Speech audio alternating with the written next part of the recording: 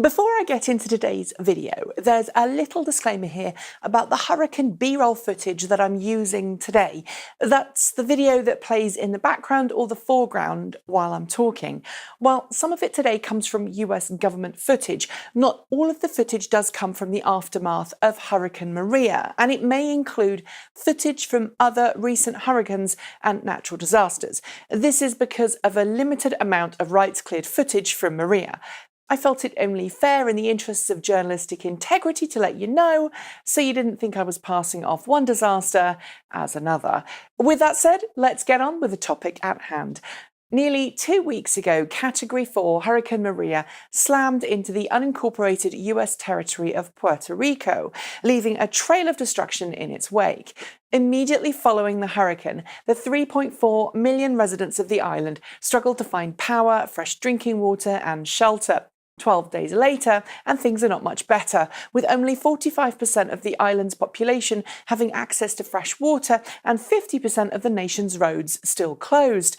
Indeed, while the slow process of cleaning up is being made, the current US administration is being criticised for its response effort, with a dramatic war of words going on between President Donald Trump and the mayor of Puerto Rico's capital city, San Juan, and several other politicians to boot. But while this all goes on, Tesla CEO Elon Musk, who has personally donated $250,000 to aid efforts in Puerto Rico, has done something that you might have not even heard about, that will not only impact the island nation in the coming months, but also in the coming years. He's sent hundreds of Tesla Powerwalls to Puerto Rico, where teams of Tesla engineers will connect them to existing solar panel systems to not only give residents power as quickly as possible, but also to ensure that they have a way of storing power even if the island's electrical grid lies in ruins. At a time where Puerto Rico is getting far less aid than it needs, sending Powerwalls instead of food and water may seem counterintuitive, but in doing so, Tesla's charitable act could change the face of the island's power grid forever and influence the way we respond to and prepare for disasters from now on.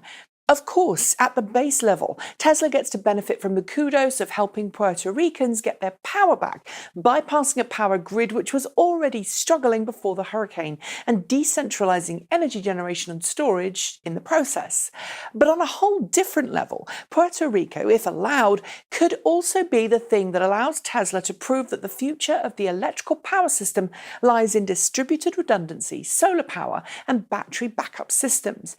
A blank slate on which such a power grid could be built with far less hassle than trying to integrate new and old.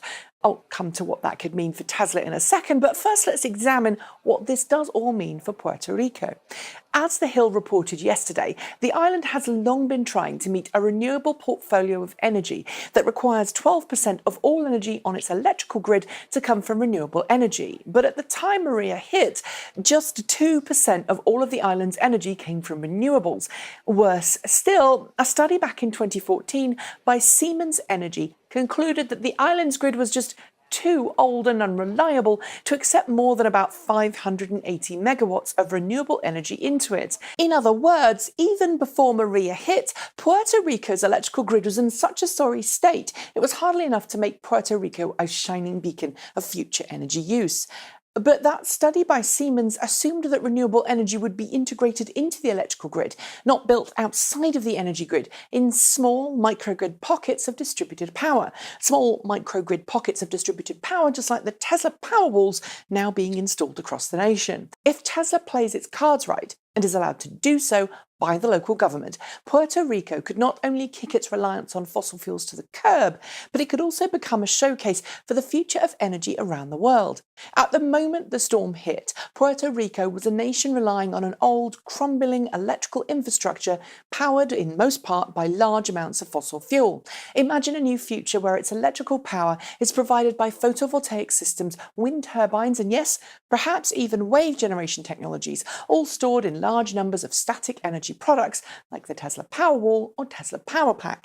A nation which, following a catastrophic event like Maria, could switch over to backup power to keep essential power flowing to areas where it was needed, and where power could be generated on site rather than rely on power shipped in via oil tankers. In a society with a national grid and bureaucrats jealously guarding the monopoly that grids represent, such a vision would be laughed out of existence, or at the very least, be nigh on impossible to achieve.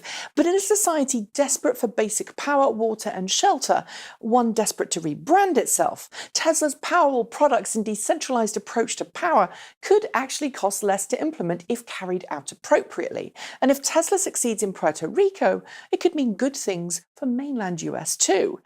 Earlier this year, Joshua D. Rhodes of the University of Texas at Austin calculated that the US electrical grid, which is in some places as decrepit as Puerto Rico's was pre-Maria, would cost $5 trillion to replace, equivalent to around 1/3 of the nation's GDP for 1 year. Or to put it another way, nearly $15,500 for every one of the 323 million people living in the US today.